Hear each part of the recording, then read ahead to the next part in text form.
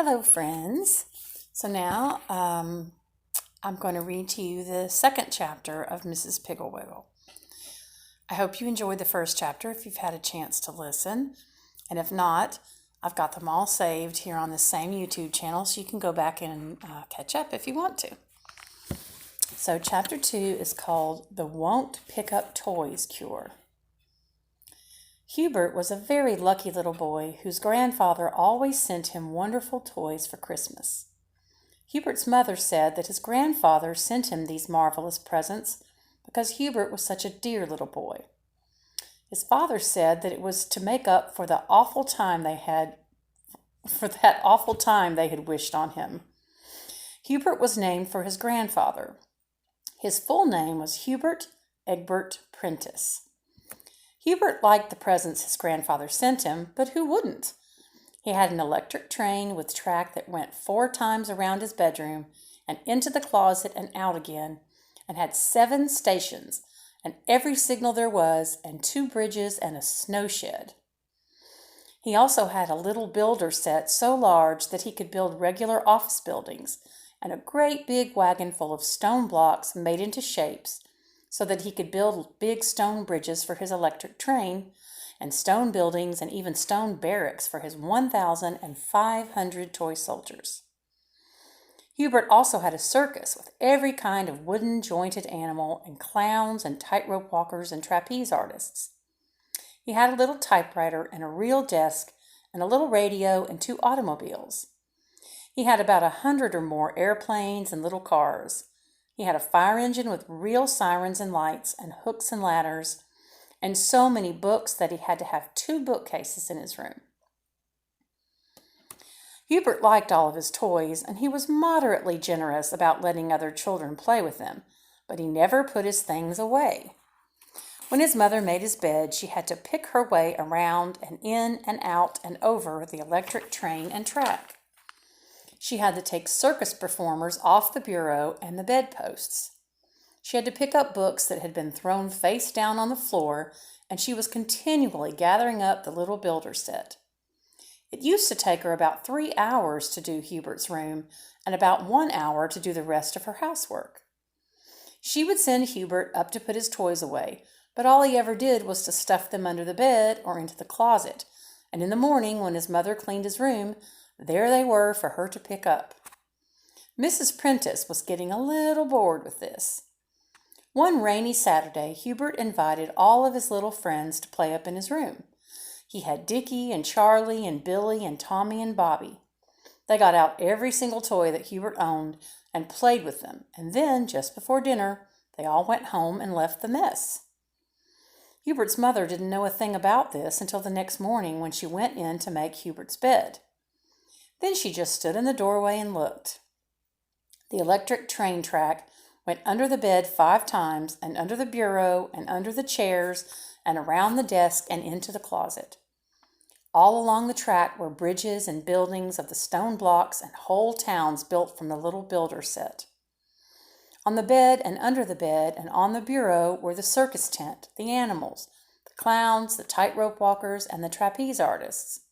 The floor was littered with books and little automobiles and airplanes and painting sets and chemical sets and wood-burning sets and crayons and coloring books and the little typewriter and the printing set and teddy bears and balls and jacks and parcheesi games and jigsaw puzzles and soldiers, soldiers, soldiers. Wow, that's a lot of stuff. Perspiration broke out on Hubert's mother's forehead, and she began to feel faint. So she closed the door and slowly went downstairs. She took 2 aspirin tablets and then telephoned her friend, Mrs. Baggs. She said, "Hello, Mrs. Baggs. This is Hubert's mother, and I'm so disappointed in Hubert. He has such lovely toys. His grandfather sends them to him every Christmas, you know. But he doesn't take care of them at all. He just leaves them all over his room for me to pick up every morning." Mrs. Baggs said, "Well, I'm sorry, Mrs. Prentice, but I can't help you because, you see, I think it's too late." "Why, it's only 9:30, said Hubert's mother. "No, I mean late in life," said Mrs. Baggs. "You see, we started Ermintrude picking up her toys when she was 6 months old. A place for everything and everything in its place, we have always told her. Now she's so neat that she becomes hysterical if she sees a crumb on the floor. Well, I certainly hope she never sees Hubert's room, said Mrs. Prentice dryly. She'd probably have a fit. And she hung up the phone. Then she called Mrs. Moohead. Good morning, Mrs. Moohead, she said. Does Gregory pick up his toys? Well, no, he doesn't, said Mrs. Moohead.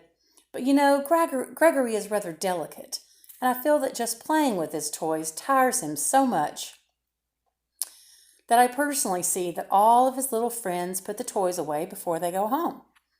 That's a splendid idea, said Hubert's mother, but I'm trying to train Hubert, not his playmates. Well, of course, Hubert is very strong and healthy, but Gregory is intelligent, said Mrs. Moohead. Is he? Said Mrs. Prentice crossly, because she resented this inference that her son was all brawn and no brain. Oh dear, squealed Mrs. Moohead. I think Gregory is running a temperature. I must go to him. She hung up the phone. Mrs. Prentice then called Mrs. Grapple. Hello, Marge, she said. How's Susan? Mrs. Grapple said, I've spanked her 7 times since breakfast, and I just heard a crash, so she's probably getting ready for another. How's Hubert? Well, that's what I called about, said Mrs. Prentice. Can you suggest a way to make Hubert want to pick up his toys? His room looks like a toy store after an earthquake. Why don't you call this Mrs. Piggle-Wiggle? I've heard she's perfectly wonderful. All the children in town adore her, and she has a cure for everything. As soon as I spank Susan, I'm going to call her. Hubert's mother said, Thank you very much, Marge. That is just what I'll do. I'd forgotten about Mrs. Piggle-Wiggle, but I just know she can help me. So she called Mrs. Piggle-Wiggle and said, Mrs. Piggle-Wiggle, I hate to bother you, but you seem always to know what to do about children, and I'll confess that I don't know what to do to make Hubert put his toys away. Mrs. Piggle-Wiggle said, Hubert is the sweet little boy with all the wonderful toys that his grandfather sends him, isn't he? Mrs. Prentice said, Why, yes, but I didn't know that you knew him. Oh, yes, said Mrs. Piggle-Wiggle. Hubert and I are old friends. In fact, he's building an automobile in my backyard out of orange crates and empty tomato cans. Hubert is a very good carpenter. Hubert's mother thought of the 2 little automobiles with rubber tires, real horns, leather seats big enough for 2 boys, and lights that turned on with a switch that Hubert's grandfather had given him, and she wondered why in the world he would want to build an automobile out of old orange crates and tomato cans. She said, however, So that is where he and Dickie go every afternoon. I certainly hope he behaves himself. Oh, he does, said Mrs. Piggle-Wiggle. We're all very fond of Hubert. But this problem of his toys, let me see. Mrs. Piggle-Wiggle was quiet for some time. Then she said, I think that the best thing for you to use is my old-fashioned won't-pick-up toys cure. Starting now, don't pick up any of Hubert's toys. Don't make his bed. In fact, do not go into his room.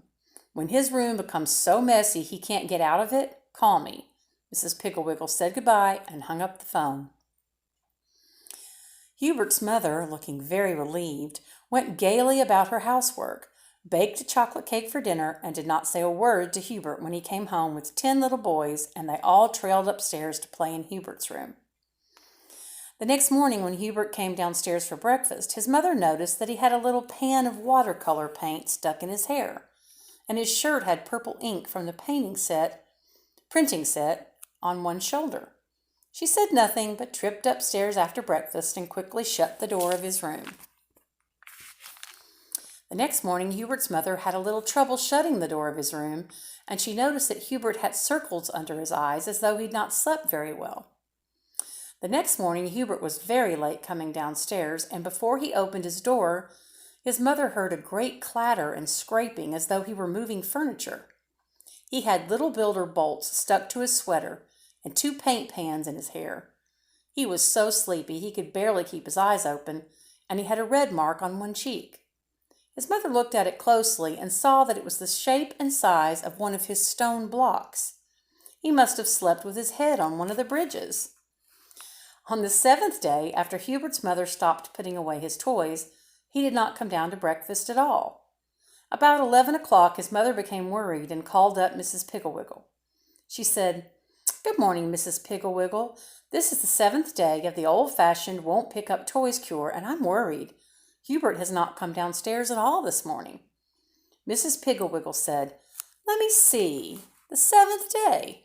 It usually takes 10 days, but Hubert has so many toys he would naturally be quicker." "Quicker at what?" asked Hubert's mother anxiously. "Quicker at getting trapped in his room," said Mrs. Piggle-Wiggle. "You see, the reason Hubert hasn't come downstairs is that he cannot get out of his room. Have you noticed anything different about him lately?"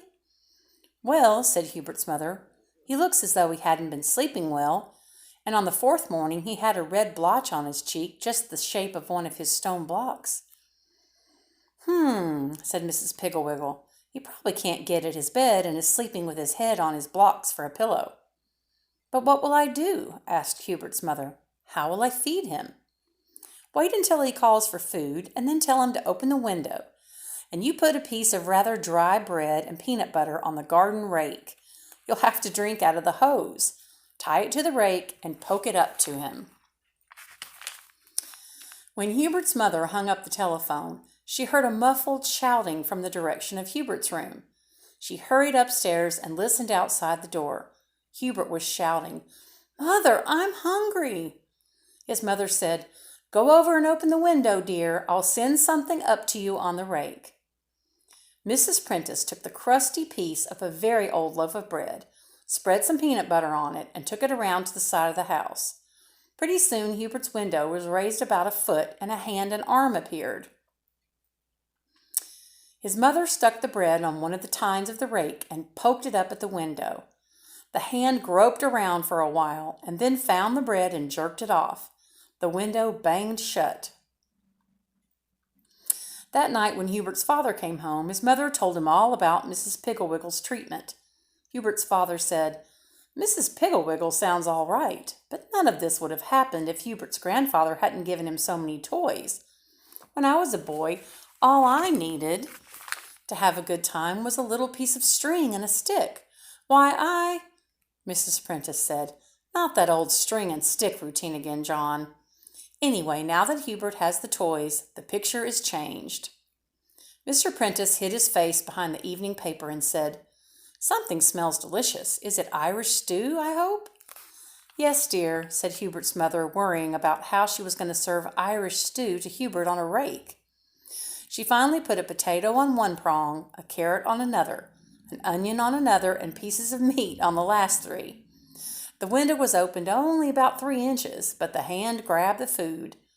After dinner, Hubert's father tied the hose to the rake and held it up while Hubert put his mouth to the window opening and tried to get a drink of water. It was not very successful, but he managed to get a few drops. Mrs. Prentice was worried. The next morning she knocked on Hubert's door and said, "Hubert, what are you doing in there?"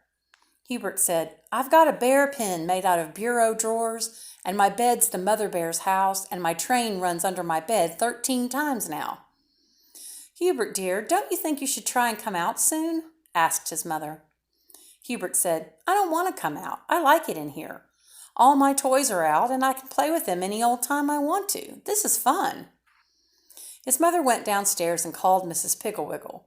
Mrs. Piggle-Wiggle said, "Oh, but he'll want to come out. Wait and see." That afternoon, about 2 o'clock, there was music on the street and children's voices laughing and calling, and pretty soon, right past Hubert's house, marched Mrs. Piggle-Wiggle and all the children, and right behind them came the circus parade. Hubert managed, by putting one foot in a bureau drawer and the other in a freight car of his train, to get up to the window and look out. He waved to Mrs. Piggle-Wiggle, and she called, "Hurry, hurry, Hubert. We're going to march all over town, and then we're all going to the circus." Hubert turned around quickly with the idea of getting to the door and joining the fun, but the freight car went scooting under the bed, and the bureau drawer tipped over and hit him smartly on the shins. Hubert began to cry and to try and kick his way to the door, but everything he kicked seemed to hit back. He kicked a building, and a big block fell on his toe. He kicked at a little builder office building, and it fell over and clouded him on the back of the head. He kicked a book, and it hit a lamp, which fell and knocked a heavy wooden elephant off the bedpost onto Hubert's shoulder. He could hear the music of the circus parade growing fainter and fainter, and so he bawled, louder and louder. Then he heard a tapping at his window. He crawled over and reached out. It was the rake with a note on it. He took the note and opened it, and it said, "The only way you can get out of that trap is to put everything away where it belongs. If you hurry, we'll wait for you. Your friend, Mrs. Piggle-Wiggle." Hubert began by finding the little builder box. He took down an office building and put each piece in its right place. Then he put away the stone blocks, then the train tracks, the circus, the soldiers, the paints, the chemical set, the printing press, the books, the fire engines, and the automobiles. He played little games, pretending that he was racing someone to see who could find the most parts of a game the quickest. He had to take off the bedclothes and shake them in order to find the soldiers and the circus, and then he thought that as long as the bedclothes were off anyway, he might as well make his bed. It was so lumpy when he finished, he thought he had left some airplanes in it and took the covers off again and shook them. He made the bed again, and this time it was neat and smooth. Hubert was proud. He was under the desk finding the last piece of the little builder when he heard the music again. He put the piece in the box, put the box in the closet, and tore down the stairs and out the front door. There they came, Mrs. Pickle-Wiggle, all the children, and the circus. Hubert ran out to meet them, and nobody said anything about the pan of orange paint stuck in his hair, or the word XYPGUN printed on his cheek in purple ink. Then away they went down the street, Hubert carrying the flag and yelling the loudest. And that was Chapter 2. I may read Chapter 3 later this evening, but for sure tomorrow, and I'll post it as always, and I hope you guys enjoy it. Let me know if you're watching them and if there's anything I can do differently to make them better to understand or just anything like that, or if you have a request of a chapter book you want me to read. Right now, since the library is not open, I may not be able to find everything, but I'd like to keep doing this if everybody enjoys it, or if anybody enjoys it. If I only read it for you, that'll be enough for me. Okay, bye.